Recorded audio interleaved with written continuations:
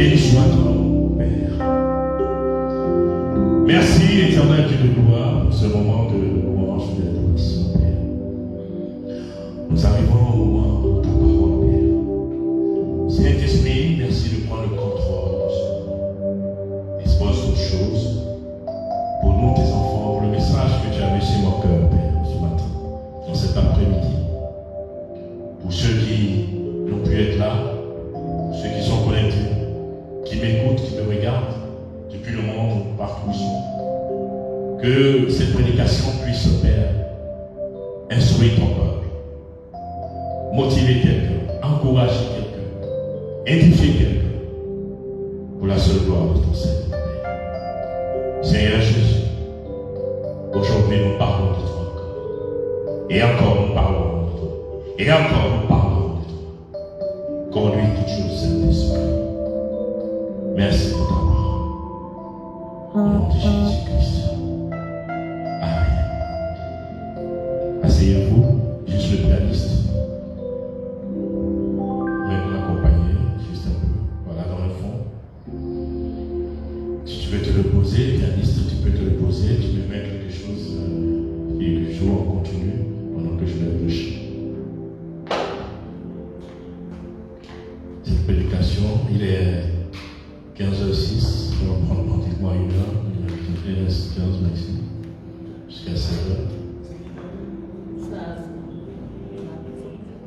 Prenez vos Bibles, parce que quand je lis, quand je prêche, je demande beaucoup de lecteurs. Alors, qui est-ce qui n'a pas de Bible? Qui est-ce qui n'a pas de Bible? Bon, je vais vous prêter ma Bible à lire. Toi, tu bon, vous les jeunes là, c'est Internet. Vous voyez, pour vous, la Bible électronique, c'est ça. Bon, maman, ça va? Maman, ça va? Très bien. Maman, tu sais lire ou pas? Est-ce que tu lis la Bible? Tu lis pas la Bible? D'accord, c'est pas grave. On va pas. D'accord. Très bien. Alors, pour vous qui me suivez, bonjour, pour vous qui êtes connectés de par le monde, je ne sais pas où vous êtes, qui me suivez, qui m'avez suivi aussi, c'est votre frère l'évangéliste Lorgue Adou Valentin. En ce moment, nous sommes en Côte d'Ivoire. Nous sommes en Côte d'Ivoire, pour vous qui avez l'habitude de me voir sur la région parisienne. Mais là, je suis actuellement à Abidjan. Et aujourd'hui, nous commémorons la Pâque. Et le thème de ce matin, c'est Dieu ne bénit pas forcément, c'est lui qui veut bénir. Mais Dieu bénit surtout celui qui veut être béni par lui. Je reprends. On m'avait dit la dernière fois que vous ne m'entendez pas bien, mais je pense qu'aujourd'hui vous m'entendez mieux. Donc, le thème de ce matin, Dieu ne bénit pas forcément celui qu'il veut bénir. Mais Dieu bénit surtout celui qui veut être béni par lui.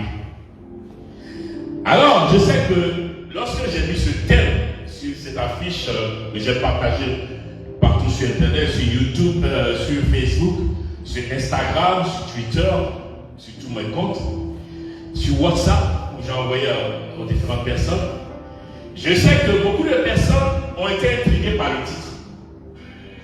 Beaucoup de personnes ont été intriguées par le titre.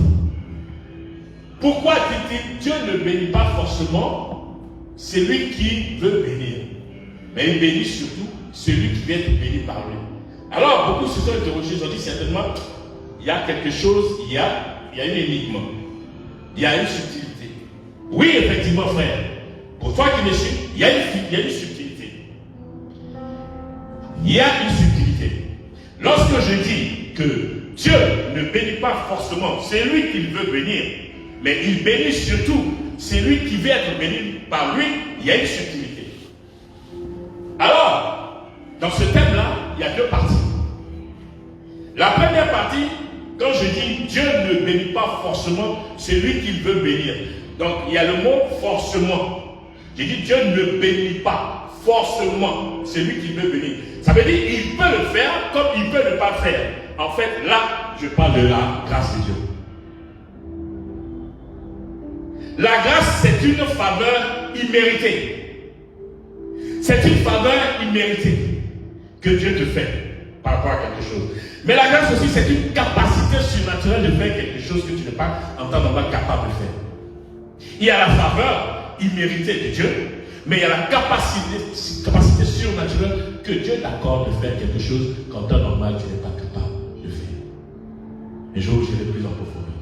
Et l'autre partie du thème dit, mais Dieu bénit surtout celui qui veut être béni par lui.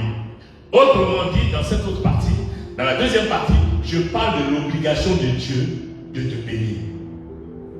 Oui, il y a la grâce de Dieu où Dieu décide de te bénir. Et j'ai dit bien forcément, c'est-à-dire qu'il peut décider, lui, de te bénir comme il peut ne pas faire. C'est sa grâce, c'est lui qui décide. Mais l'autre côté, je dis bien, Dieu bénit surtout celui qui vient être béni par lui. Autrement dit, dans cette partie-là, je parle de l'obligation de Dieu de te bénir. Pourquoi je parle d'obligation? Dieu a obligé de te bénir si tu mets en pratique ses lois. Parce que lui-même, la Bible dit, il n'est pas un homme pour mentir. Dieu n'est pas un homme pour mentir. Et Dieu a mis dans sa parole, il a plusieurs versets qui vont nous aider à comprendre que Dieu est obligé de te bénir si tu mets en application sa parole. C'est pour ça que j'ai dit, la première partie de mon thème concerne la grâce de Dieu. Mais la deuxième partie concerne l'obligation de Dieu de te bénir. Pourquoi? Parce que tu mets en application sa parole, ses lois, ses écritures, ses lois, ses préceptes, ses commandements. L'autre côté, c'est la grâce. L'autre côté, c'est l'obligation de Dieu. Pourquoi j'ai dit obligation? Parce que Dieu n'est pas un homme pour mentir. Pourquoi? Parce qu'il y a sa parole. Allons-y dans la parole. C'est pour cela que je dis, alors, quelqu'un vient m'aider, on va lire. Moi, j'aime lire beaucoup la Bible. Donc, s'il y a quelqu'un qui a sa Bible, ben, c'est tout simple. Bon, ben, vas-y. Toi et moi, on est dans le même combat. Donc, prends ta Bible et on va beaucoup lire. On va beaucoup lire. Mais tu vas avancer le temps que tu trouves. Voilà. Parce que, voilà. Pasteur Toussaint, toi, il faut me prendre le livre, tu vas me lire Jean 15, verset 7. Et puis, alors, maman, ma chambre, toi viens, prends un micro. Il y a le micro baladeur, hein. Voilà, il y a le micro baladeur là, il y en a 4 là-bas. Tu peux prendre un autre. Prends un autre micro baladeur. Voilà, comme ça, tu t'assois, tu l'as sur toi et de temps en temps, quand je vais te demander de venir, tu prends. Voilà. Et voilà. Parce que tout simple. Bon, toi, tu me prends Jean 15, verset 7. Et la chose, Madame Toussaint, toi, tu prends 1 Jean, chapitre 3, verset 22. Et moi, je vais lire 2 ou 3 versets. Pourquoi je parle d'obligation? Donc, pour vous qui me suivez, j'ai dit dans mon thème, le thème de ce matin, il dit le suivant. Dieu ne bénit pas forcément celui qu'il veut bénir. J'ai dit bien forcément. Ça veut dire que ça touche sa grâce. Il peut le faire, il peut ne pas le faire.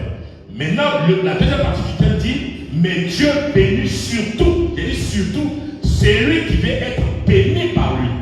Et là, je touche l'obligation de Dieu de te bénir. Pourquoi? Conformément à sa parole. Si tu mets sa parole en application, il est obligé de te bénir. C'est de ça qu'il s'agit. Et c'est surtout cette deuxième partie qui va nous intéresser, nous, aujourd'hui. Alors, je commence par le livre de Nombre, dans l'Ancien Testament. Nombre, chapitre 23, verset 19. La Bible dit, Dieu n'est point un homme pour mentir, ni fils d'un homme pour se repentir.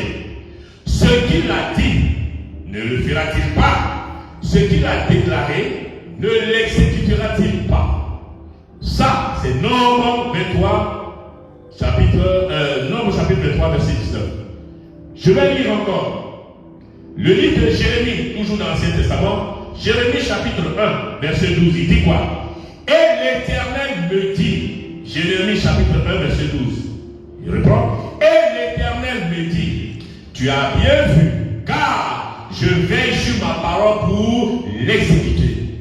Dieu qui parle, Jérémie là-bas, il dit, tu as bien vu, car mon Dieu, je veille sur ma parole pour l'exécuter. D'accord?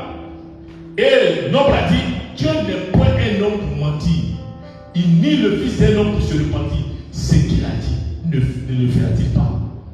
Le livre de Matthieu, chapitre 6, verset 33 dit, cherchez premièrement le royaume et la justice de Dieu, et toutes choses vous seront données par-dessus.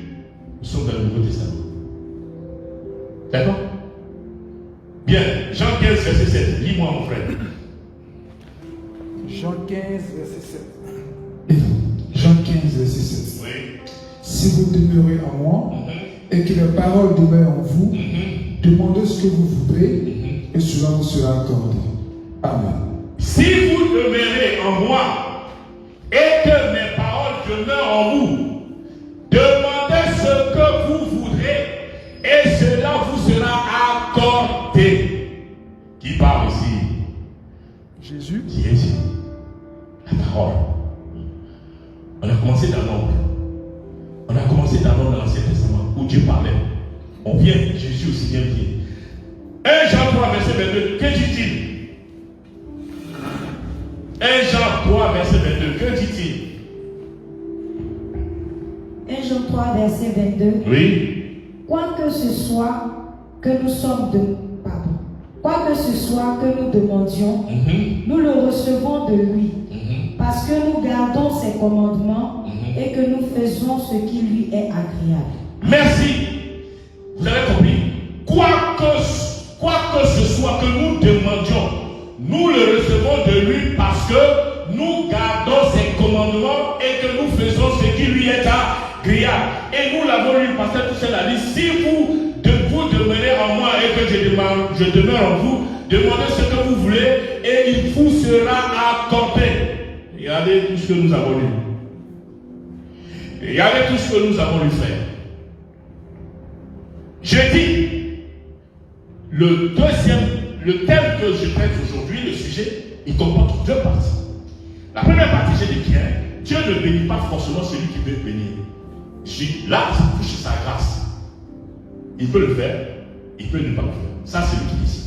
Mais l'autre partie, j'ai dit l'autre partie, la deuxième partie du thème que je t'ai dit, mais Dieu bénit surtout celui qui veut être béni par lui.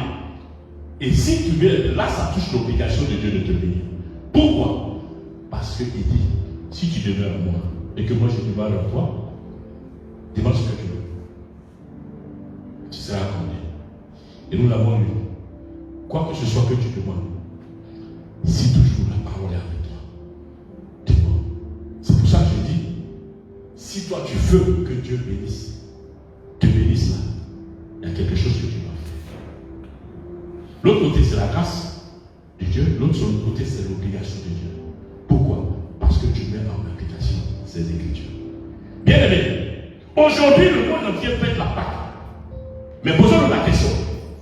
C'est bien beau. Nous sommes en train de fêter la Pâque. Tout le monde est content. On commémore la Pâque. On dit Jésus est mort vendredi. Il est ressuscité le premier jour en Israël, c'est dimanche. Ok, c'est bien. Tout le monde est content. Jésus est ressuscité. Mais posons-nous la question. Qu'est-ce qui a conduit Jésus à Golgotha? Puisque ça s'est passé là-bas. Aujourd'hui, ce que nous commémorons là, posons-nous la question. Ce que nous commémorons aujourd'hui, la Pâque, qu'est-ce qui a conduit Jésus à aller à Golgotha? Puisque c'est à Golgotha que c'est passé. Qu'est-ce qui a conduit Jésus pour aller là-bas? En fait, on est content. Oui, c'est beau. Mais cette joie que nous manifestons, cette joie-là a une cause. Cette joie, il y a une cause. Il y a quelque chose qui s'est passé. Il y a quelqu'un qui a fait quelque chose pour laquelle aujourd'hui le monde entier célèbre cette Pâque. Le monde entier se réjouit. Oui, c'est bien de se réjouir. Mais qu'est-ce qui avait la cause? Si je vous pose la question, mes frères et sœurs, vous qui êtes là aujourd'hui avec moi, pour vous qui vous connectez, qui êtes connectés depuis les États-Unis, le Canada, pour ceux, bonjour ceux qui sont au Canada, Et ceux qui sont aux États-Unis aussi qui me suivent, bonjour, que le Seigneur vous bénisse. Alors je vous pose la question, vous qui êtes là. Quelle est la cause pour laquelle Jésus est parti à Golgotha? Puisqu'aujourd'hui nous sommes en train de célébrer la Pâque, dites-moi, quelle est la cause pour laquelle il est parti à Golgotha? Il y a une seule cause, dites-moi, quelle est la cause? Quelle est la raison pour laquelle Jésus est parti à Golgotha? Je vous pose la question, répondez-moi. N'importe qui. Quelqu'un peut me donner la réponse. Quelle est la raison pour laquelle Jésus est parti à Golgotha? Quelle est la raison pour laquelle il est allé mourir? Puisque la Pâque, nous célébrons la mort et la résurrection de Christ. Quelle est la raison pour laquelle il est parti là-bas? Puisque avant qu'il y ait cette joie, il y a quelque chose qui s'est passé. Quelle est cette raison-là qui l'a poussé à aller là-bas? Quelle est la raison? Dites-moi. Tu as ton micro, vas-y, pasteur. Donne-moi la raison. Moi, je crois que c'est pour le salut de l'humanité. Oui, pour le salut de l'humanité, oui. Je suis d'accord avec toi pour le salut de l'humanité. Mais la cause qui a conduit là-bas, qu'est-ce qui a mené Jésus à aller là-bas? Il est allé là-bas pour que nous soyons sauvés, comme tu dis là, pour le salut de l'humanité. Très bien. Mais c'était quoi? Pourquoi il était allé pour le salut de l'humanité? Pourquoi il est allé pour sauver l'humanité? Il y a quelque chose qui s'est passé. Il y a quelque chose que nous avons fait qui a poussé Jésus à aller là-bas. Qu'est-ce que nous avons fait? Qu'est-ce que nous avons fait, frère? Je parle du péché. Ce sont nos péchés. Et voilà. Ce que tu as dit, c'est juste. Il est parti pour le salut de l'humanité. Oui, mais pourquoi il est parti pour le salut de l'humanité? Et ça passe à cause du péché. C'est à cause du péché que Jésus est venu sur la terre pour aller nous sauver. Donc c'est la cause pour laquelle Jésus est parti à Golgotha. Nous célébrons aujourd'hui la Pâque. Nous chantons la Pâque. Nous crions Jésus et moi il est ressuscité. Oui, c'est vrai. Tu me suis, tu me regardes. C'est vrai, on se réjouit en ce moment. Mais pourquoi il est parti? Pourquoi? La raison, c'est le péché. Ah! Donc c'est à cause du péché que ce monsieur est parti mourir à la croix. Pour le péché de qui? Le péché de qui? De toute l'humanité. De toi, de moi, de toi, de maman, d'elle. Voici la raison pour laquelle Jésus est parti. Donc, Jésus, quand il est venu sur la terre, c'était pour régler le problème du péché. En réglant le problème du péché, il nous offrait le salut gratuitement.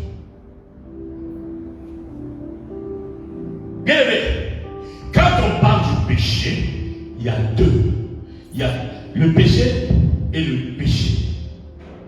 Ce sont deux choses. Pour vous qui me suivez, il faut bien comprendre. Il y a le péché et le péché. Deux choses différentes. Il y a le péché en tant que nature adamique que nous avons reçu d'Adam et Ève. La nature du diable qui nous a communiqué dans le jardin d'Éden. C'est une enveloppe. C'est une enveloppe que nous avons hérité à cause du péché d'Adam et Ève. C'est ce qu'on appelle le péché. C'est cette nature adamique qu'on appelle dans la Bible aussi le vieil homme que nous avons hérité. C'est parce que nous avons hérité du vieil homme. Le péché en tant que nature, en tant que source. Pécheresse, cette nature, cette enveloppe-là, tu ne peux pas m'enlever. C'est parce que tu es pécheur que tu pêches. Ce n'est pas parce que tu pêches que tu es pécheur, c'est différent. C'est parce que tu es pécheur que tu pêches. Ce n'est pas parce que tu pêches que tu pêches. Différent.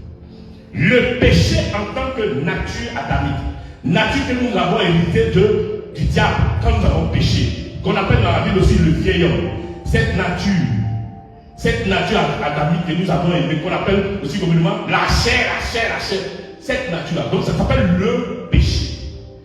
Ça c'est au singulier. Mais de manière générale, comme tu vois, non? On dit le péché. Donc cette nature adamique que nous avons héritée. Maintenant, il y a le péché en tant qu'acte. Les actes, les faits, nos faits et gestes que nous commettons qui sont contraires à la parole de Dieu.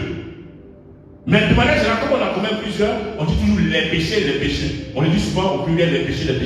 Mais au singulier, ça s'appelle aussi le péché. Donc, il y a le péché en tant que la nature adamique, le vieil homme, comme on l'appelle, on va dire la chair si vous voulez. Et il y a le péché en tant que les actes que nous produisons. Donc, si vous voulez, le vieil homme là, c'est l'usine. C'est l'usine qui produit les fruits, le produit. l'usine là, c'est ce qu'on appelle le vieil homme. Le vieil homme, la vieille nature que nous avons hérité d'Adam à cause du diable. C'est cette nature, en fait, c'est la nature du diable qui nous a communiqué à cause de la désobéissance d'Adam et Ève. Et donc, c'est cette enveloppe que nous avons hérité là qui nous amène à produire les actes contraires que Dieu ne veut pas. Donc, c'est pour ça que je dis il y a le péché en tant qu'enveloppe et le péché en tant que les actes que nous posons contraires à Dieu. La Bible dit Moïse est venu avec la loi, le régime de la loi. Jésus est venu avec le régime de la grâce et de la vérité. C'est écrit dans la Bible. Dans le livre de Jean 1, 17. Jésus, la loi est venue avec Moïse.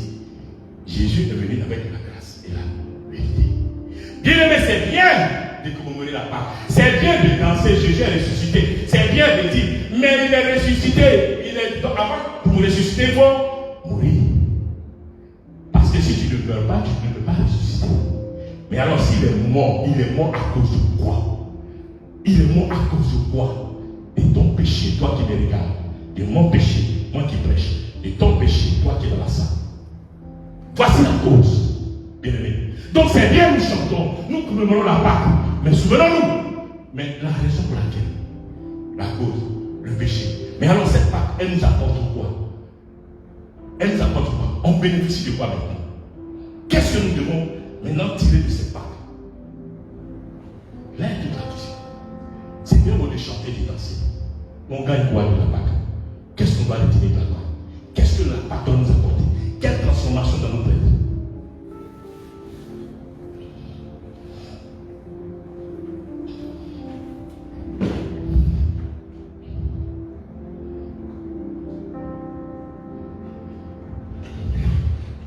Bien aimé.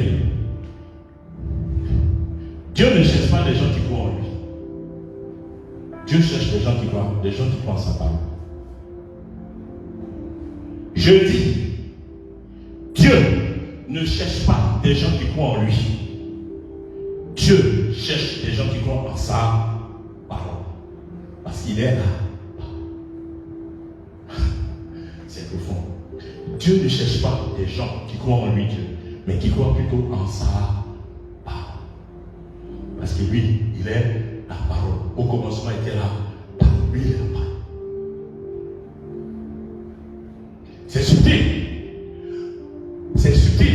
Parce que si tu peux me dire que tu crois en lui et que tu ne mets pas en application, c'est subtil. Mais si tu crois en sa parole qui est la vérité et que tu marches dans la, tu es en train de marcher, tu vois, en appliquant la parole, en croyant à cette parole et en l'appliquant, tu es en train de croire en lui. Mais tu peux croire en lui sans croire à quoi? Tu peux croire que Dieu existe, mais tu ne crois pas à sa parole. Ok? Tu comprends là? Tu peux croire que Dieu existe, mais tu ne crois pas à sa parole. Oui? Mais Dieu, lui, il ne veut pas que tu crois en lui. Il veut que tu crois que sa parole est la vérité. Tu crois en cette parole. Et si tu crois que cette parole est la vérité, donc tu dois mettre ça en application. On va à la subtilité là. C'est pour ça que je dis, Dieu ne cherche pas des gens qui croient en lui, mais il cherche des gens qui croient en sa parole. Parce que tout est basé sur la parole. Parce que si tu crois en la parole, si tu la mets en application, tu es en train d'aimer Dieu. Violer les lois de Dieu, c'est une façon de ne pas l'aimer. Violer les lois de Dieu, transgresser les lois de Dieu. Quand tu pêches, c'est une façon de ne pas aimer Dieu. C'est pour ça qu'il dit Dieu est la parole. Bien aimé, violer les lois de Dieu. Comme on dit, commettre les péchés là, c'est une façon de ne pas aimer Dieu. Pourquoi? Parce que tu fais quelque chose qui est contraire à sa parole. Tout à l'heure, nous l'avons vu. Tu demeures en moi et que je demeure en toi. Mais la meilleure façon de demeurer en moi, quand Dieu dit demeure en moi, là, pour que je demeure là, c'est quoi? Il parle de quoi? Si tu demeures en moi, il n'est pas en train de dire qu'il faut rentrer en moi. Si tu demeures en moi, il est en train de parler de sa parole. La meilleure façon de demeurer en Dieu, c'est de garder sa parole, de marcher selon sa parole. Bien aimé, c'est ça aujourd'hui. La Pâque, on est en train de commémorer la Pâque, c'est bien beau. Mais qu'est-ce qui a envoyé ce problème de la Pâque là, la mort de quelqu'un, jusqu'à sa résurrection, le péché? Donc parlons, touchons le problème. Touchons le problème qui a causé la Pâque là. Touchons la cause. C'est là le problème. problème. C'est bien qu'on l'a fait content, qu'on descend, on est content, Jésus, et moi, il est ressuscité. Oui. Mais asseyons-nous, interrogeons-nous. Oui, mais le monsieur là, il est allé mourir à la croix. Pourquoi? À cause de nos péchés. Ah ouais? Et donc, on a fait beaucoup de mauvaises choses comme ça pour que lui, là, il accepte. Et personne ne voulait aller. Nous-mêmes, nos propres péchés, personne ne voulait aller à la croix. Mais lui, il a accepté de prendre ça pour aller, comme Pasteur nous a dit, pour nous sauver. Donc il y a une cause pour laquelle il est parti. Et donc, cette mort et cette résurrection, elle doit nous être bénéfique. Il ne suffit pas seulement de dire, j'étais sorti de Jésus. Oui, mais est-ce que nous nous souvenons de ce qui s'est passé réellement? La raison fondamentale. Les souffrances de quelqu'un, pour que toi tu sois sauvé, pour que moi je sois sauvé, pour que toi qui m'écoutes tu sois sauvé.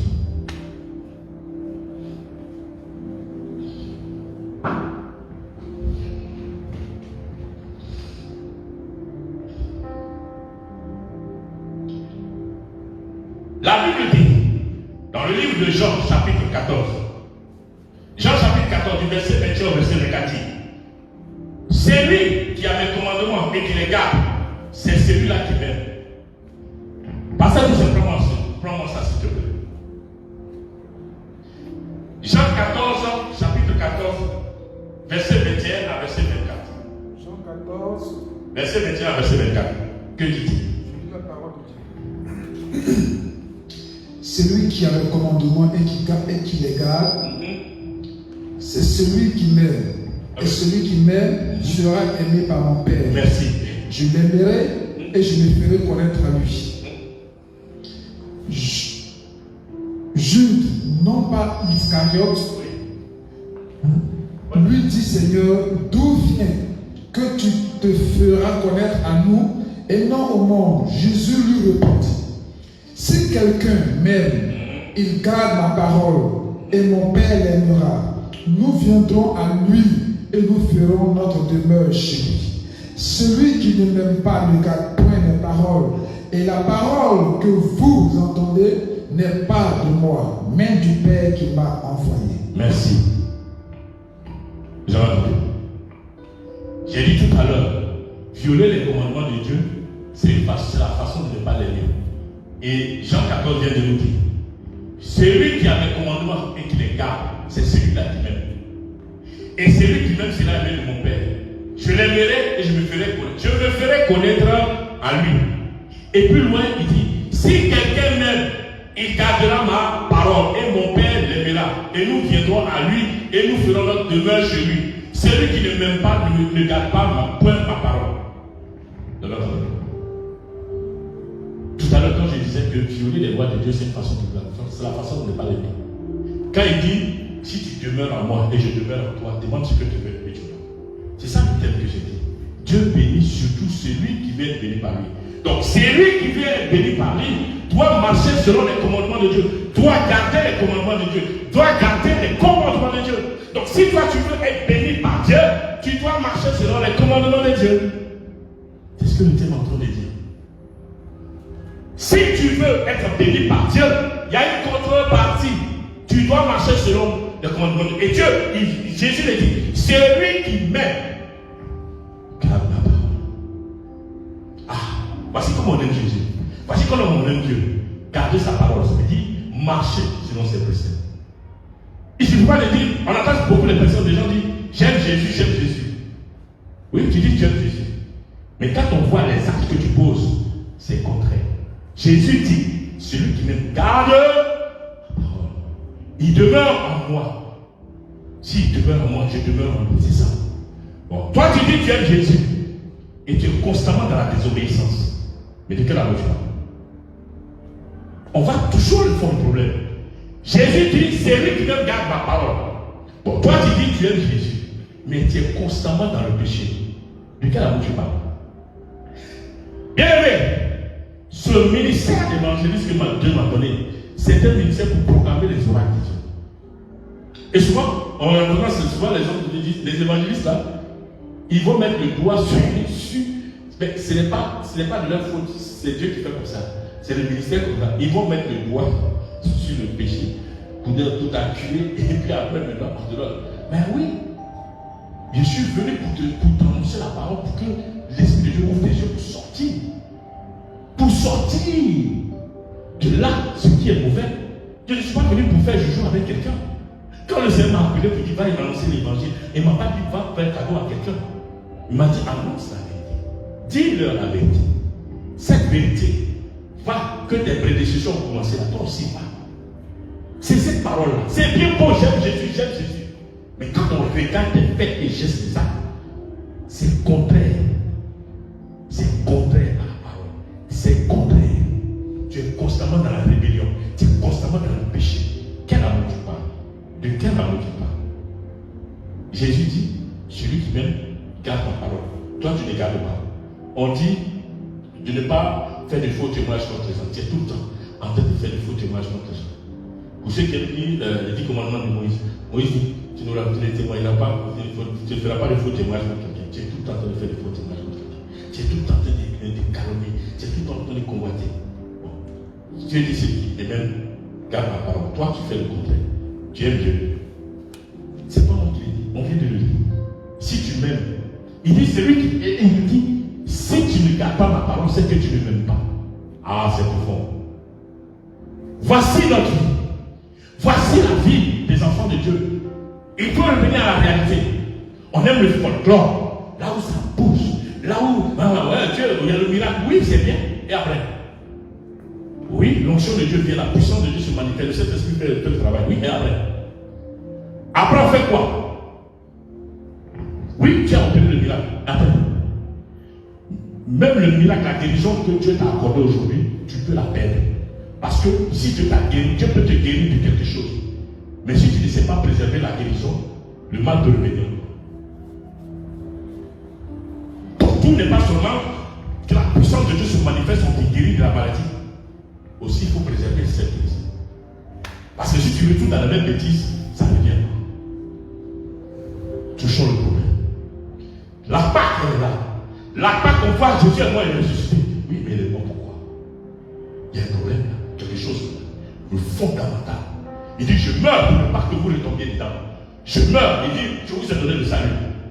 Même le salut que Jésus nous a donné là. Oui, ça c'est le salut que lui il a fait. Pour vaincre l'ennemi. Puisque la Bible dit dans l'Apocalypse dit que la mort était l'arme fatale que l'ennemi possédait. Mais là, il fallait que Jésus brise cette puissance qu'il avait là. C'est pour ça que la Bible dit, Jésus est allé dans le séjour des morts pour prendre les clés. Il a pris les clés du séjour des morts. Les clés de la mort et du séjour des morts.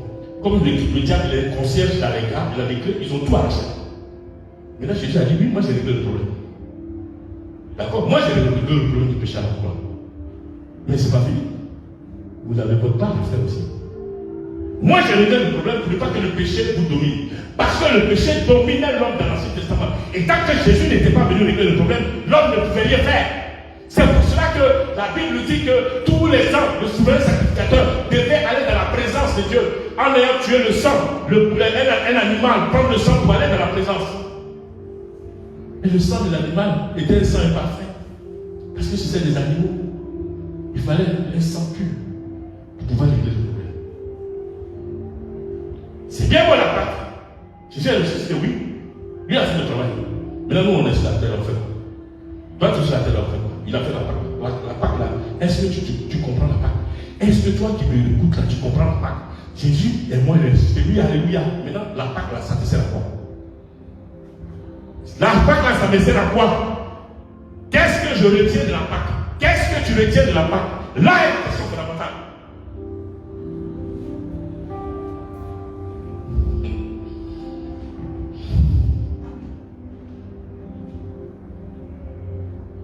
Bien aimé, la parole. Regardez, bien aimé, il faut mourir, il faut d'abord mourir à la parole pour porter beaucoup de fruits. C'est pas moi qui le dis. Il faut d'abord mourir à la parole pour porter beaucoup de fruits. Et depuis l'Ancien Testament, Dieu a dit à Josué, Moïse est mort. Les gens sont en train de pleurer. Oh, Moïse est mort, Moïse. Et Dieu a dit, Josué, arrête mon serviteur. Moïse est mort, c'est fini, son temps est fini.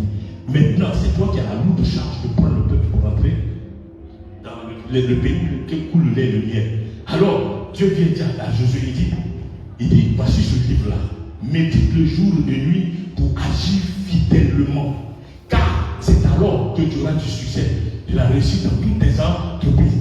Encore sur quoi? La parole. La même parole là, si tu la gardes, si tu gardes ces paroles là, il dit, c'est alors que tu auras du succès et de la réussite. Bien aimé. Beaucoup diront, ah oui, mais les païens aussi, ils ne marchent pas avec Dieu, mais ils sont bénis. Oui. La Bible dit, le soleil se lève pour les méchants et pour les bons.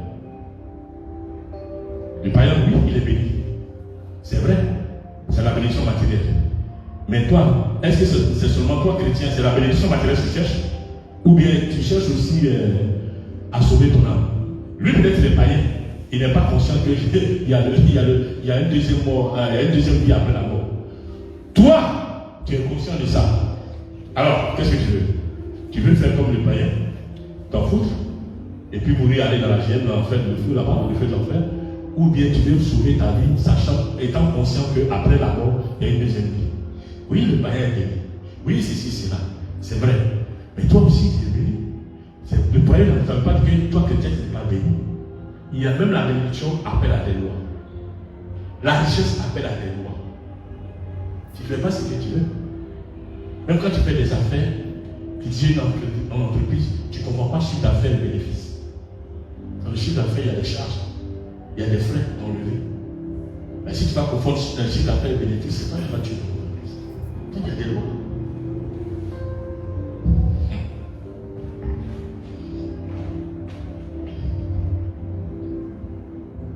Bien aimé. Je vous ai donné Josué 1, chapitre 8, et Josué chapitre 1, verset 8.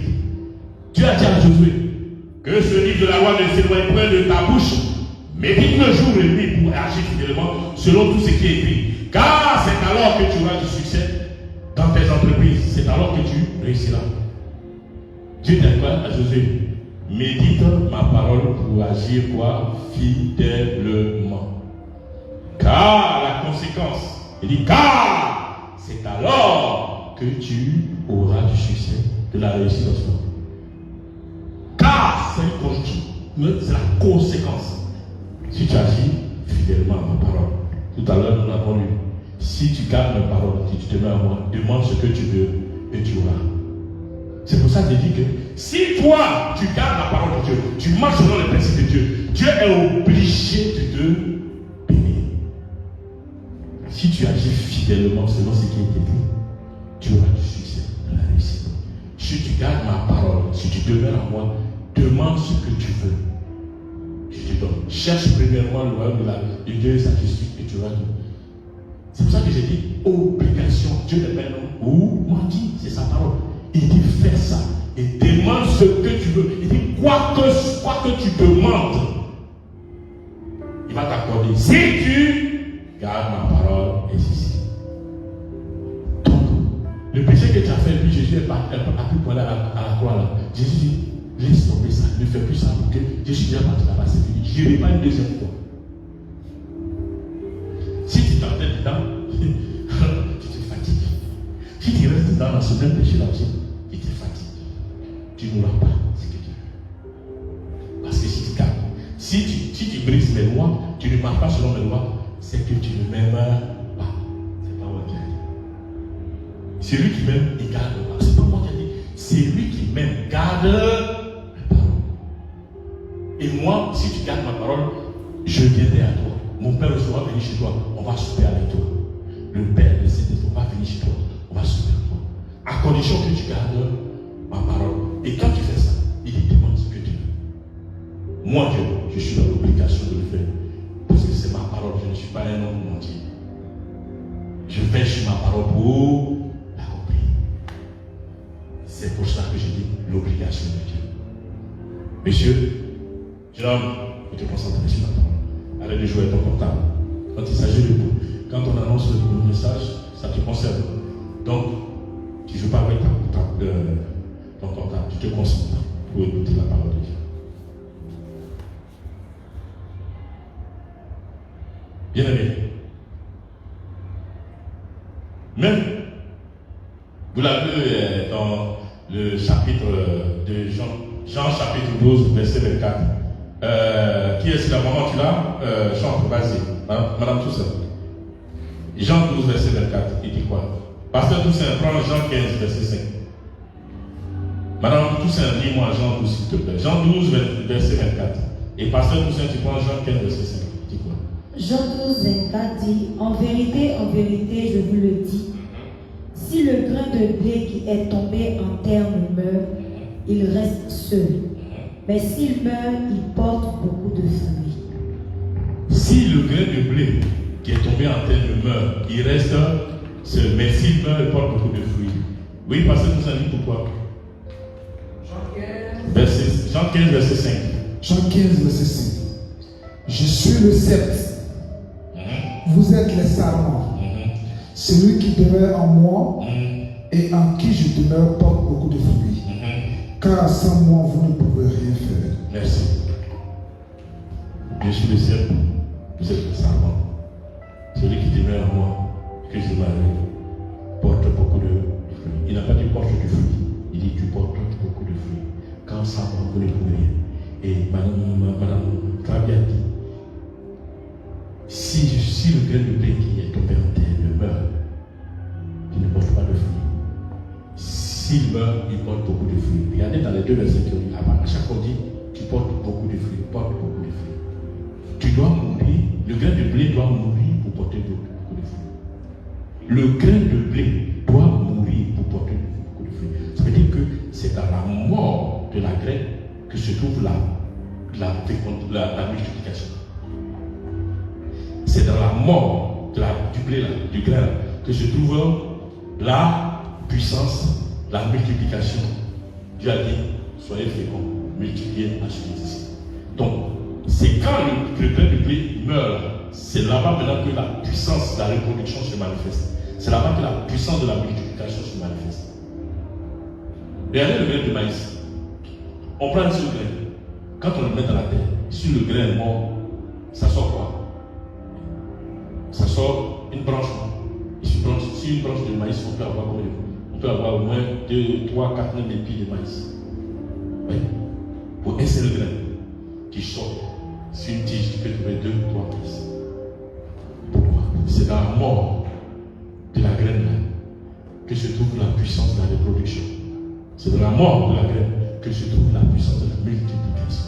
Donc, tant que le grain n'est pas mort dans la terre, la puissance de la multiplication ne se produit pas.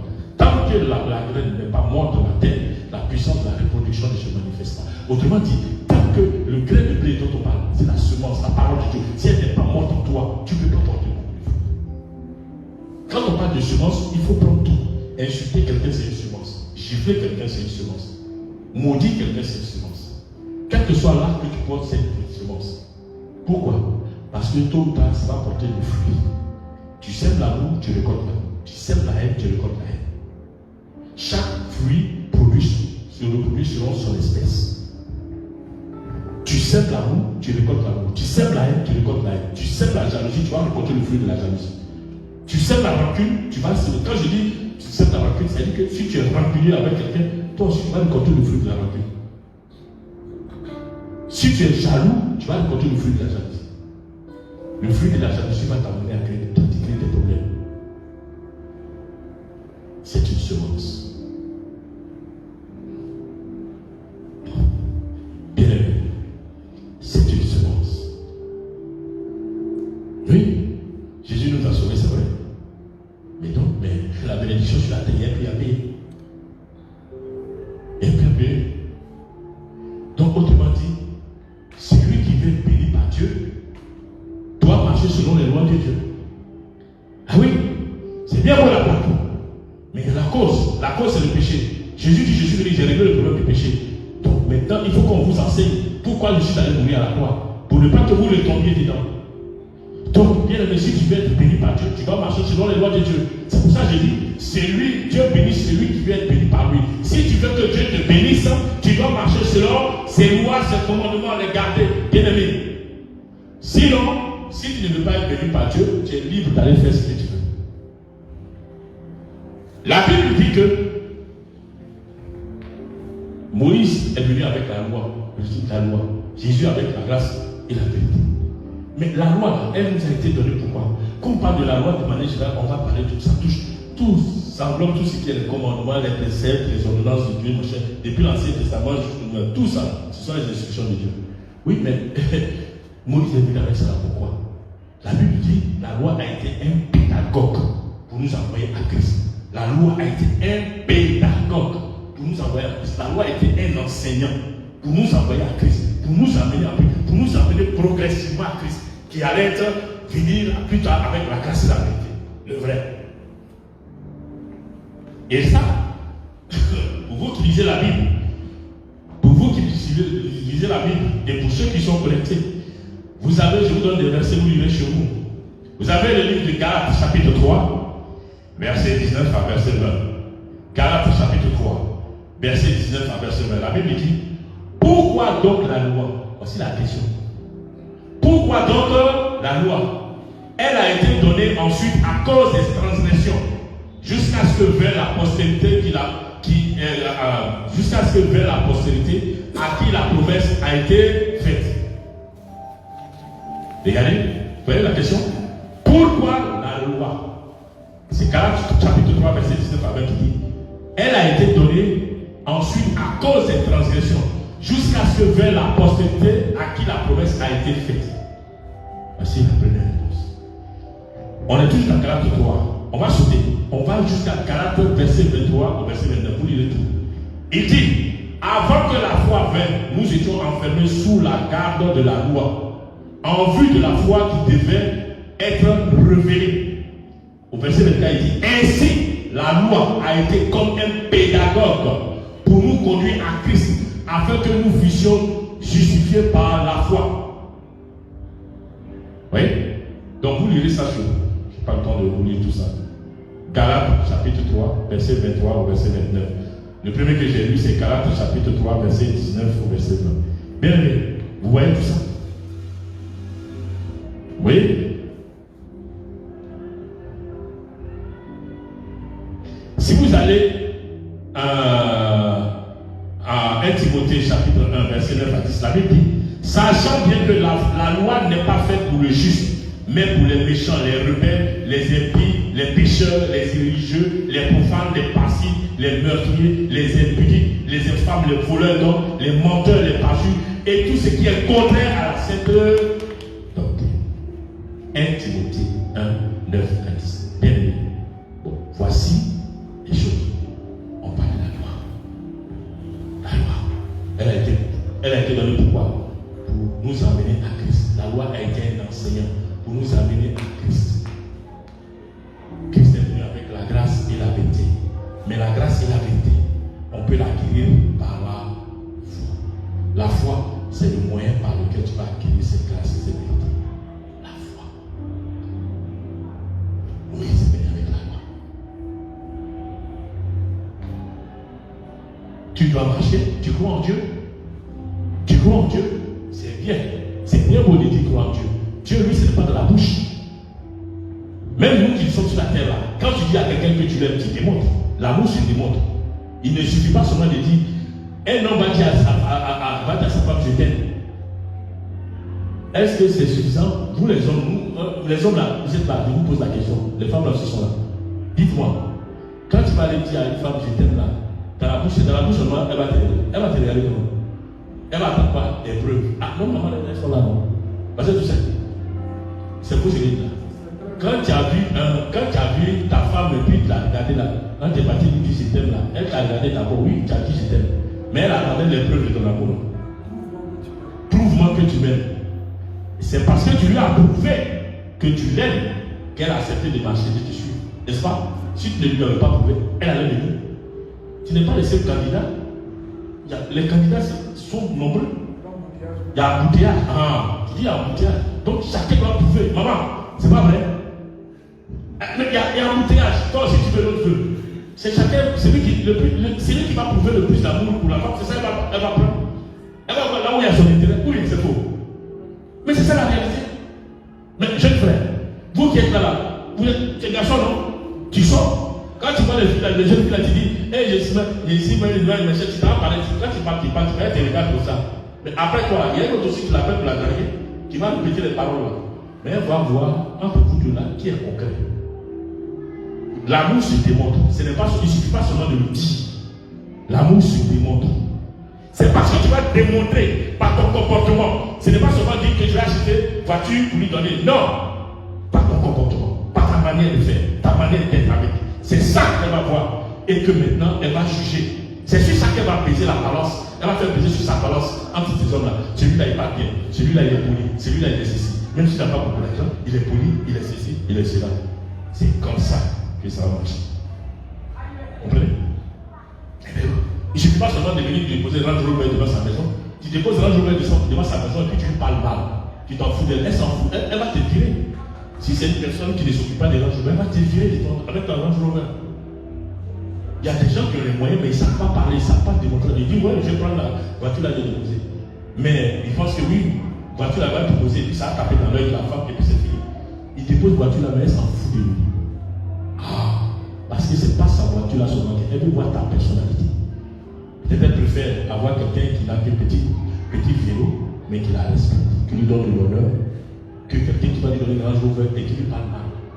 Chacun chez ses intérêts. Ou bien l'autre va prendre son Range Rover, elle prend une garde à la maison, et puis demain il vient défier, et puis elle fait rien avec toi. Vous n'avez pas vu des gens qui ont. Il y a un des footballeurs là qui a fait malin, gros malin, quand il a ouvert une grosse voiture à sa femme. Le jour où ça s'est cassé, il n'est pas tout le temps ça. Vous savez de qui je parle. Le jour où ça s'est gâté là, belle femme de ministre de machin là, ils ont fait tapage pour lui. Mais le jour où la relation, ça s'est gâté là, entre lui et la femme, il est parti arracher sa voiture. Et là, footballeur ivoirien là, ancien numéro 5, je ne dis pas son nom, numéro 5, il a marié la miss. Jolie femme, bien. Vous connaissez l'équipe là.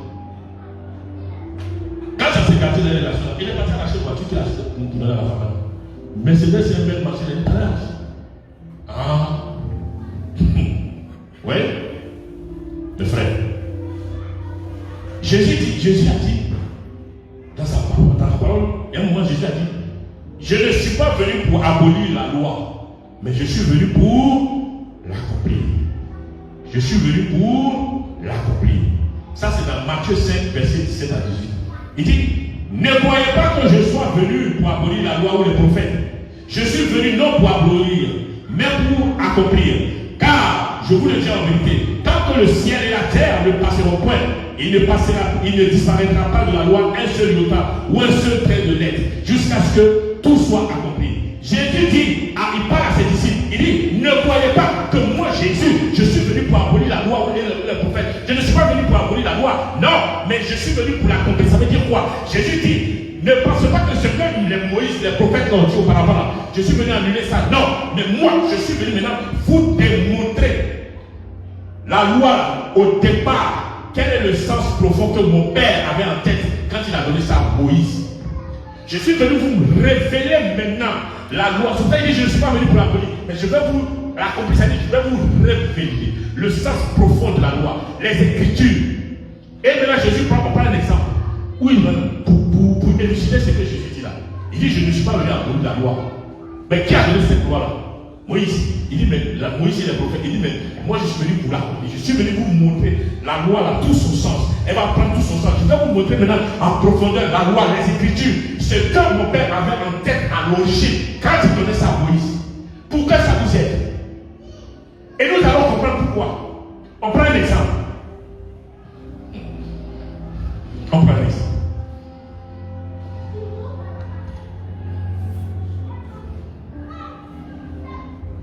Regardez, passez tout ce prendre avec moi. Matthieu 5.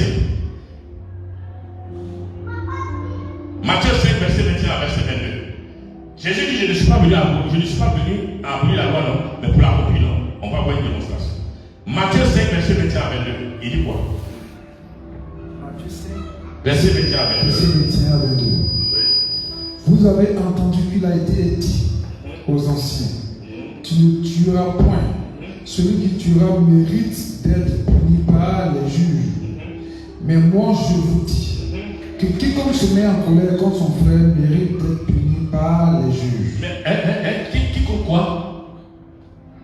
Je prends par ce que c'est. Vous avez quoi? Mais moi je vous dis. Non, je prends le début. Vous avez entendu?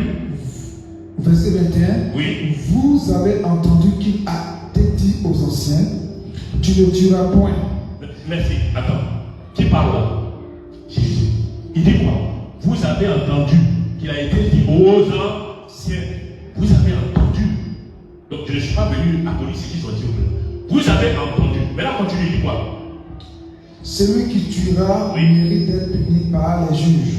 Il dit, vous avez entendu dire aux anciens que celui qui tue doit être puni par les juges. Alors Jésus dit, vous avez entendu. Maintenant continue, il dit quoi? Verset 22. Oui.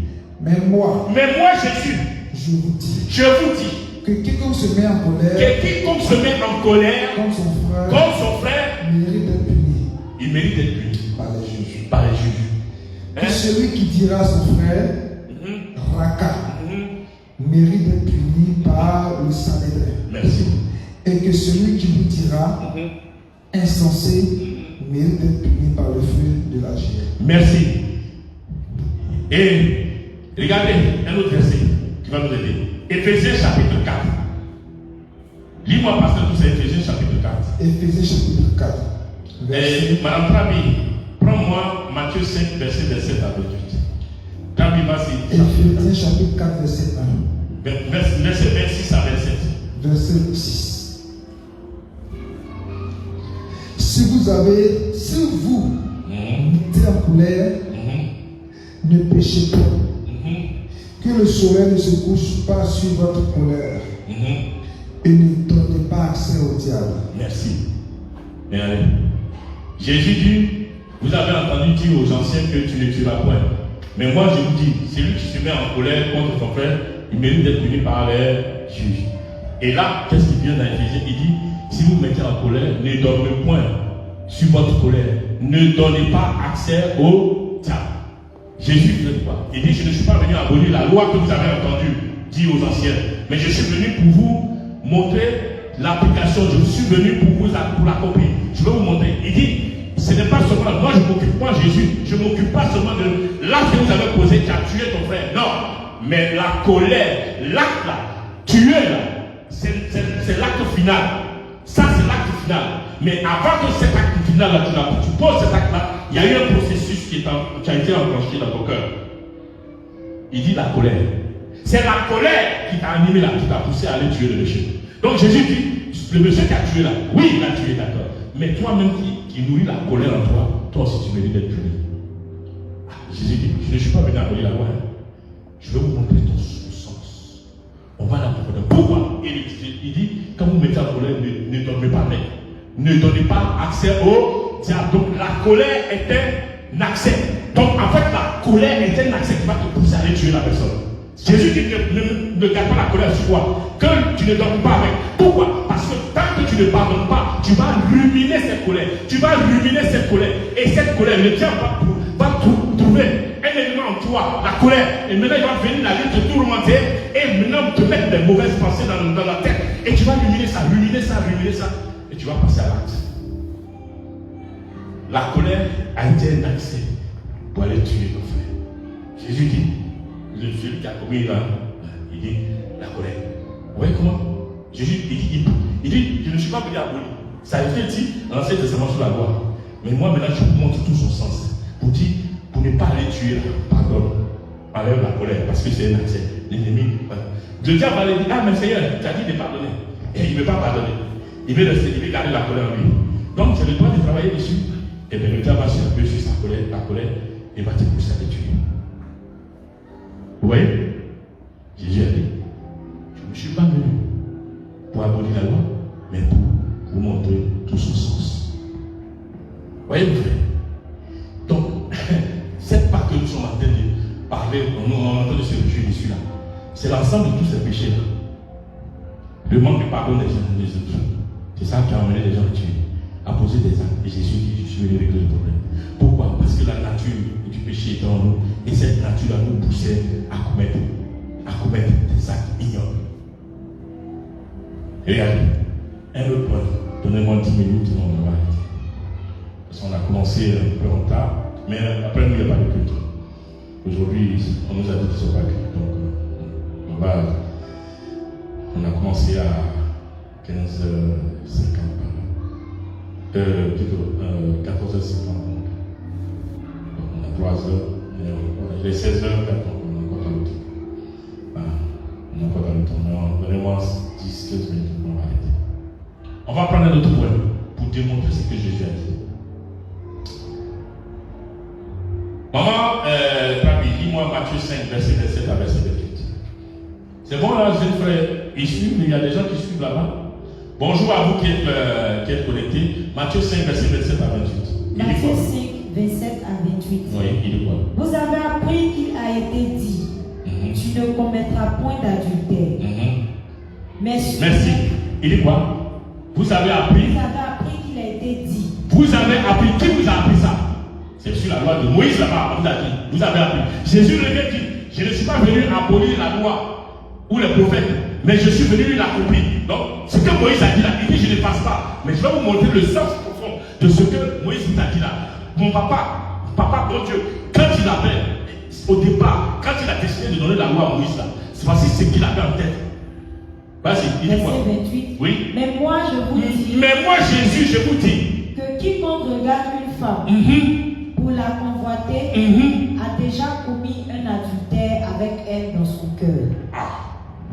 Jésus dit, je ne suis pas venu abolir, je ne suis pas venu pour abolir la loi, mais pour l'accomplir. L'accomplir, ça veut dire, je vais vous donner tout le sens. Je vais vous révéler la profondeur de la loi. Jésus dit, vous avez appris, et puis il nous ramène, il dit, comme je ne suis pas venu pour abolir la vie, je vous ramène à ce que Moïse a dit. Moïse a dit, tu ne commettras pas l'adultère, n'est-ce pas? C'est ce que Moïse vous a donné. Jésus dit, je n'applique pas cette loi. Tu ne commettras pas l'adultère. Mais moi, Jésus, je vous dis, si tu regardes, c'est lui qui regarde une femme pour la convoiter. Il dit, regardez le mot qu'il emploie. Deux mots, deux verbes. Celui qui regarde une femme pour la convoiter, ou dans son cœur. Tu as commis quoi? Il dit, tu as commis l'adultère avec cette femme. Hein? C'est choquant. Qu'est-ce que Jésus a envie de dire? Jésus a envie de dire qu'il y a plusieurs. Quand je travaillais ça, j'ai découvert au moins 9 types d'adultère dans la Bible. C'est choquant. 9 types d'adultère. Quand on parle d'adultère, les gens pensent à l'acte d'Israël. Oui. L'adultère, c'est le fait qu'un homme ou une femme qui est marié va avoir des rapports avec un autre partenaire, autre que son partenaire avec qui il s'est marié légalement. C'est ça l'adultère. Quelqu'un qui est marié et qui va, un homme qui est marié avec sa femme, il va avoir des rapports avec une femme, il a commis l'adultère parce qu'il est marié légalement avec sa femme. Une femme qui est mariée légalement, elle va avoir des rapports avec un autre homme que son mari, elle a commis l'adultère. Alors, Jésus dit, vous avez appris que tu ne commettras pas l'adultère. Mais moi, Jésus, je vous dis, si tu regardes une femme pour la convoiter dans ton cœur, tu as commis l'adultère. Ah, ouais, donc il y a l'adultère physique que tu as commis par l'acte sexuel, mais Jésus va en profondeur. Il dit, si tu l'as regardé pour la convoiter, ah oui, donc Jésus est en train de dire, l'acte que tu as accompli là n'est que le résultat de ce que tu as consommé dans ton esprit. Il dit, c'est dans ton cœur ça s'est passé. Il dit, et puis il touche le point, il dit, tu as commis l'adultère avec un ou dans ton cœur. Ça veut dire que dans ton cœur déjà, tu as nourri la pensée de coucher avec la femme là, ou avec le monsieur. Et donc, comme tu as consommé la chose, tu es parti à accomplir l'acte. Donc, en fait, le fait que tu as commis l'acte, tu as commis l'adultère. Mais toi aussi, tu n'as pas commis l'acte, mais tu as nourri dans ton cœur des pensées mauvaises vis-à-vis de la femme, vis-à-vis du monsieur. Toi aussi, tu as commis l'adultère. Ah oui. Beaucoup de personnes disent, ils sont premiers à accuser les autres. Quand tu as commis l'adultère, tu as accusé la femme de l'autre. D'ailleurs, quand tu as commis l'adultère, tu as accusé le mari de l'autre. Oui, c'est bien beau. Mais si on ouvre ton cœur, si Dieu ouvre ton cœur, il met une caméra, le nombre de pensées mauvaises que tu nourris envers le mari des autres, envers les femmes des autres, toi aussi, c'est Jésus qui dit. Donc, toutes les fois où tu as vu un homme qui dit, cet homme-là, il est beau. Ah, j'aimerais bien dans ses bras. Si ma femme, je vais me faire vibrer. Jésus, toi aussi, tu as commis l'adultère. Pourquoi? Parce que tu as nourri la pensée, la chose dans ton cœur. Tu as consommé. Et l'homme aussi, le temps, toutes les femmes que tu vois, même si tu n'as pas commis, tu n'as pas le coucher avec elle physiquement, mais dans ton cœur déjà tu as commis. Il dit, mais parce que tu as nourri les pensées de coucher avec la femme. Pourtant, c'est ça qui t'est marié, mais tu as nourri les pensées obsèques avec cette femme-là. Tu as dit, ah, celle-là, elle est belle, elle est bonne, ainsi, je la prends, mon cher. Il dit, et puis, Jésus va prendre, il dit, si tu la regardes pour la convoiter, donc tu peux regarder sans convoiter. Si Jésus, il dit, tu peux regarder sans convoiter. Tu peux regarder, apprécier la personne. Ah oui, elle est belle, c'est fini. Et puis tu t'en vas. Mais dès l'instant où tu commences à nourrir les pensées, je me vois avec elle, elle est bien, elle est ceci, la bouche. Lui, il est bien. S'il me prend, il me trouve dans son bras, tu as envie de nourrir. Jésus dit, tu l'as fait partir. Pourquoi? Tu es allé plus loin. Tu la désires maintenant physiquement. Tu le désires physiquement. Alors que tu sais que tu es marié, ou bien tu es marié, tu as commis la vie. Regardez où Jésus va. Donc Jésus dit, je ne me limite pas seulement à l'acte physique. Je veux aller plus loin. Le processus est enclenché. C'est parce que tu as nourri la chose. Tu n'as pas su arrêter le processus que tu es parti à commis la vie. Mais ça, on touche le côté sexuel. Mais l'adultère, on parle rapide. J'ai dit, j'allais découvrir 9. Est-ce que vous savez que aller adorer des divinités, c'est de l'adultère? Ça chaud. Aller adorer des divinités, c'est de l'adultère. La Bible dit que c'est de l'adultère. Tu adores Jésus. Des chrétiens qui sont là, tu as l'église et demain tu es chez les marabouts. Tu appelles ça de l'adultère. Eh oui, je vais toucher ces points, bien aimé. C'est bien, la Pâque, oui, mais pas quand c'est le péché. Donc parlons du péché, mettons à la vue. Tu es chrétien, tu es à l'église, tu finis, tu t'en vas voir marabout, tu es en train de tout Dieu, tu commets l'adultère. Pourquoi? Mais parce que tu es en train d'adorer notre Dieu. Et vous, les gens sont dans des raisonnements bidons. Aide-toi le ciel t'était là. Tu es chrétien, aide-toi le ciel t'était là. Des raisonnements tordus. Voilà qui t'a dit, un pied à gauche, un pied à droite, à gauche. Tu ne peux pas, même Dieu a dit, mais tu ne peux pas servir Dieu et puis servir maman. Ça ne va pas. Tu es chrétien, tu sors, on dit Jésus a dit ça, tu finis, demain tu vas le marabout. Adultère. Bien vu. Vous voyez? Quand Jésus dit, je suis venu pour abolir l'adultère. Et je ne suis pas venu pour abolir la loi, mais tout son sens. Il y en a plusieurs. Je vais sauter, je n'ai pas le temps de vous donner ça. Donc, bien aimé, à qui tu obéis? À qui tu obéis? Il faut comprendre. Il y a deux esprits qui veulent contrôler l'être humain. Il y a l'esprit de Dieu, il y a l'esprit satanique. Toi, tu es l'arbitre. C'est toi qui décides à qui tu laisses ta vie, ton esprit, ton corps pour te contrôler. Soit tu laisses Dieu te contrôler. Si tu ne veux pas laisser Dieu, c'est l'ennemi qui te contrôle. Tu ne veux pas dire non, je laisse au milieu, il n'y a pas au milieu. Si tu dis que je laisse au milieu, je laisse un peu Dieu, non, c'est l'ennemi qui te contrôle. Il y a deux esprits, tu es l'arbitre. L'esprit de Dieu, l'esprit satanique. Bien aimé.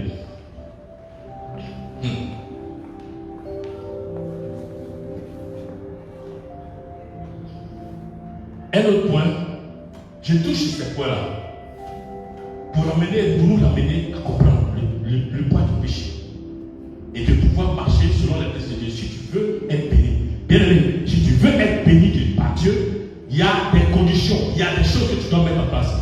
Et puis voici un autre élément. Dieu ne pourvoit pas aux passions, il pourvoit aux besoins. Si vous lisez la Bible, Dieu parle de besoins. Les passions, il n'est pas dedans. Toi, tu as besoin d'une voiture pour aller au marché, pour te dépasser. Une petite voiture même suffit. Tu t'en vas demander Range Rover ou bien Ferrari. Pour Dieu, c'est une passion. Parce que ce n'est pas un besoin. Une petite voiture te suffit pour te déplacer. Mais comme tu veux fanfaronner, tu te vas demander Range Rover. Dieu ne te dit pas, je n'ai pas voulu dans Range Rover. Le jour où tu as des moyens que tu veux te faire plaisir, ou dans ton Range Rover, pour le moment là, tu n'as pas les moyens. Une petite voiture te suffit. C'est un besoin. Tu as besoin d'une voiture pour te déplacer, pour aller à l'église, pour aller au travail. Une petite voiture, même de 6 millions, 10 millions, 15 millions, ça te suffit. Toi, tu veux rendre Rover, comme tu vois les autres bleus, tu veux rendre Rover 100 millions, 120 millions, alors que tu n'as pas les moyens. Pour Dieu, c'est une passion. Et la vie de Dieu voit aux besoins, et pas aux passions. Et les passions de Dieu appellent ça activité. Dieu n'a pas dit qu'il ne faut pas te faire plaisir. Quand tu veux mettre dans ton argent, tu te fais du plaisir. Dieu pourvoit aux besoins et non aux passions. Bien aimé, aujourd'hui, on parle de la Pâque. Mais la Pâque a tiré sa source. C'est la cause de la Pâque, c'est le péché. Ah, c'est bien beau de partir de la Pâque. Jésus est mort, il est ressuscité. Alléluia. Mais alléluia, c'est le péché qui l'a amené là-bas. C'est le péché, c'est ton péché qui t'a amené Jésus là-bas. Toi, tu es à la maison. Tu n'es pas aujourd'hui, tu n'es pas allé. Tu dis la Pâque, mais tu restes à la maison. Tu n'es pas allé adorer Jésus. Voici des gens qui disent Jésus est ressuscité, il est mort, il est ressuscité. Mais aujourd'hui, tu es resté à la maison, tu n'es pas allé adorer ce Jésus.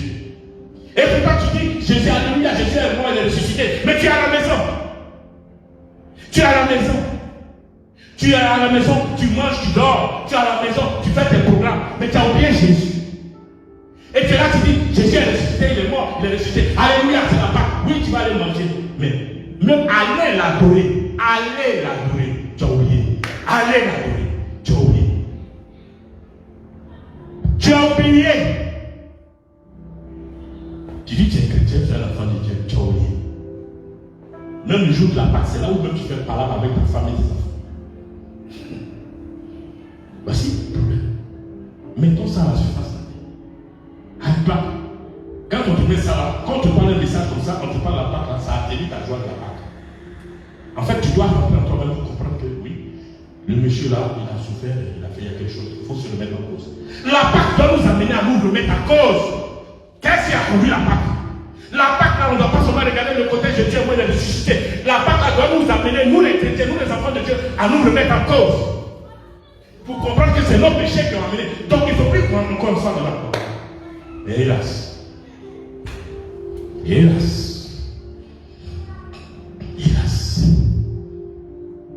on prie la Pâque. On va s'arrêter. Bien aimé, on va s'arrêter là. On va s'arrêter là. Il est 16h15. On va s'arrêter. On consacre 13h50. On reste un peu plus de 2 heures. On est dans le temps. Même régner. Est-ce que vous savez rejeter Dieu aussi, c'est l'adultère?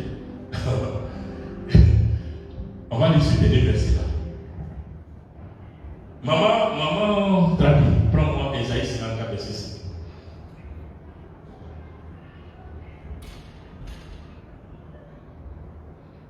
Pasteur Toussaint, prends-moi 2 Corinthiens 11, verset 2. Et maman Trabi, prends-moi Esaïe 54, verset 5. Regardez, même renier Jésus, rejeter Dieu, la parole de Dieu, c'est de l'adultère pour Dieu. Vas-y, lis-moi. Esaïe 54, verset 5, lis-moi. Ça, j'ai appelé ça l'adultère spirituelle. Rejeter Dieu, moi j'appelle ça de l'adultère spirituelle. Esaïe 54, verset 5. Esaïe 54, verset 5. Et 2 Corinthiens 11, verset 2. Esaïe 54, le verset 5 dit ceci. Car ton Créateur est ton époux, l'Éternel des armées est son nom, et ton Rédempteur est le Saint d'Israël. Il se nomme Dieu de toute la terre.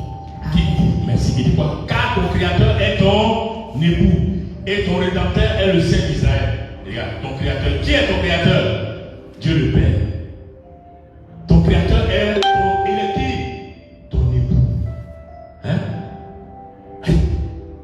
C'est ce que j'appelais l'adultère spirituelle. Ton Créateur est ton époux. Bon, Dieu dit que ton Créateur est ton époux. Donc, tant que tu n'as pas marié, Dieu dit, même si tu es marié, tu as Dieu, le Père qui est là, tu es l'humain. Il dit, ton Créateur, c'est lui qui t'a créé, il est ton époux. Le Saint d'Israël, c'est ton époux. Bon, Pasteur, dis-moi pour toi là, 2 Corinthiens 11, 2 là. 2 Corinthiens 11, 11, verset 2. Car je suis jaloux de vous d'une jalousie de Dieu. Parce que je vous ai fiancé à un seul époux. Pour vous présenter à Christ comme une vierge pure. Regardez, moi j'appelais ça l'adultère spirituel. Rejeter Dieu, c'est de l'adultère. Il dit pourquoi? Parce que il dit qu'il est ton Créateur, il est dans le époux.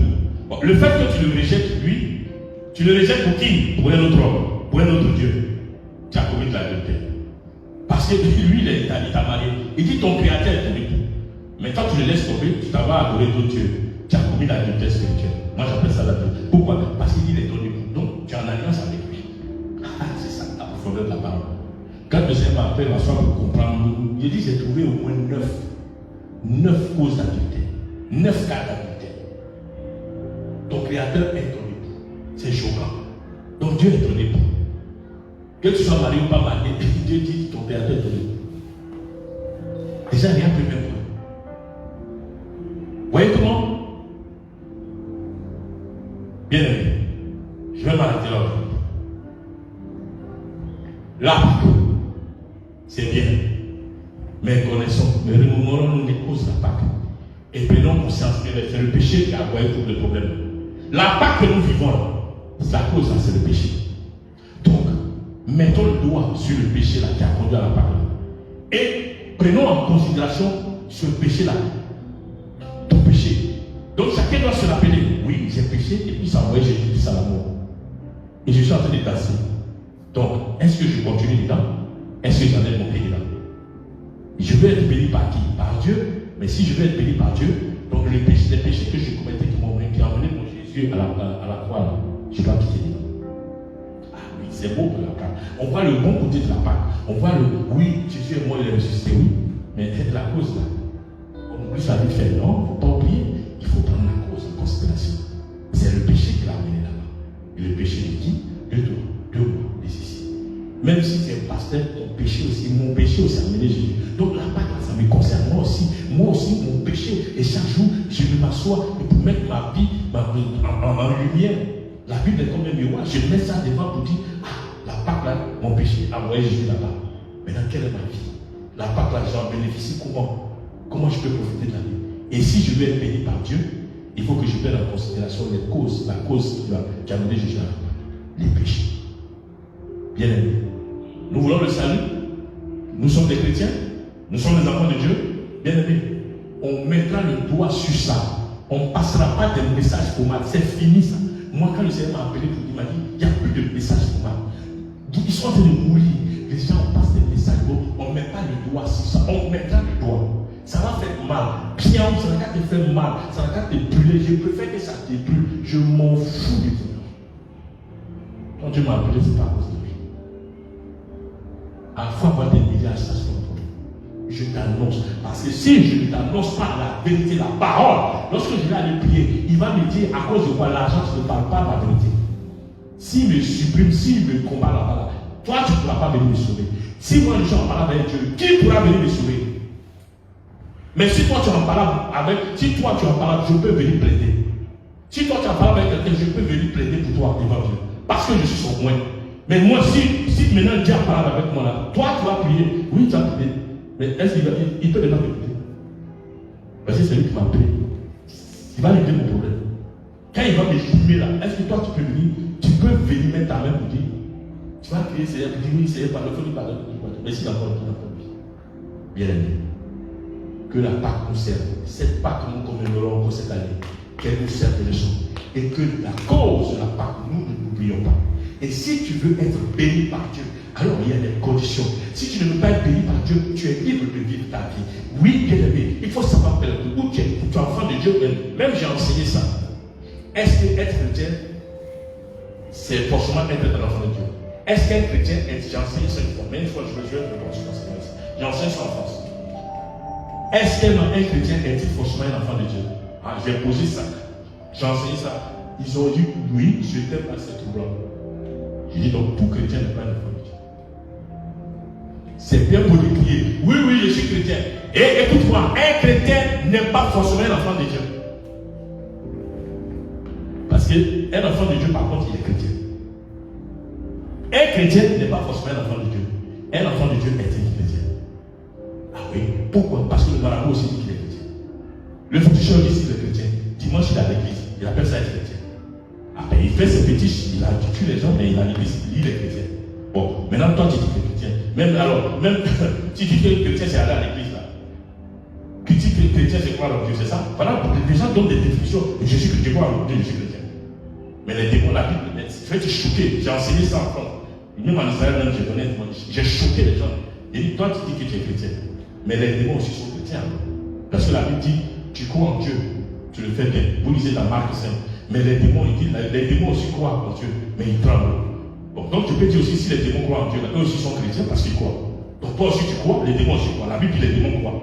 Ils ont dit à Jésus, le fou du Gadara a dit à Jésus, il dit, ne nous envoie pas hors du pays, mais envoie-nous dans les pousseaux. Voici le sujet des prières. J'ai enseigné ça en France. Il dit, toi tu as un sujet de prière. Voici le sujet de prière des démons. il y a Jésus, envoie-nous dans les morceaux. Ne nous envoie pas, voici sujet de prière des démons. Et la Bible dit Jésus ne l'a permis. Jésus a exécuté, a exaucé le vœu des démons. Et toi tu pries, Jésus n'exauce pas le vœu. Ça doit te faire prier. Que Dieu nous bénisse. Que Dieu nous bénisse. Alléluia. Que Dieu nous bénisse. Soyez bénis.